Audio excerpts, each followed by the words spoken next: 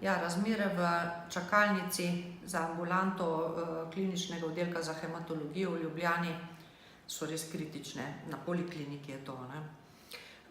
Zdaj sama se tam zdravim že 12 let. Pred 12 leti sem imela presaditev in vem, kako imunsko neodporen je bolnik po presaditvi. Zdaj ambulanta oziroma čakalnica poka po šivih in bakterije ali okužbe lahko se zelo hitro širijo med bolniki.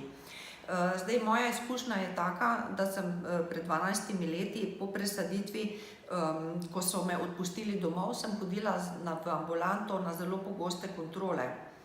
In tam se je že takrat kar trlo ljudi in zato, da se ne bi okužila, kar bi lahko bilo zame usodno, sem imela masko. To belo masko čez nos in usta. In tudi moji soborci, med katerimi smo se kar družili in poznali, vsi smo hodili z maskami. No, ampak morda tudi nismo bili vsi osveščeni o tem, da maska pomaga kvečjemu kakšne pol ure, potem pa se zaradi dihanja navlaži, zmoči in lahko potem zopet bacili nemoteno potujejo.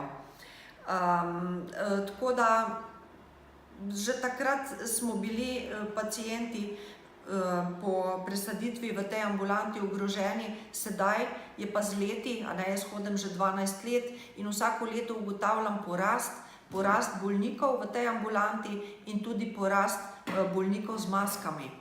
Se pravi, število bolnikov narašča, število presaditev narašča, ambulanta je pa še vedno enaka. Tako da zdaj včasih niti ni prostora, da bi se pacient usedel v čakalnico.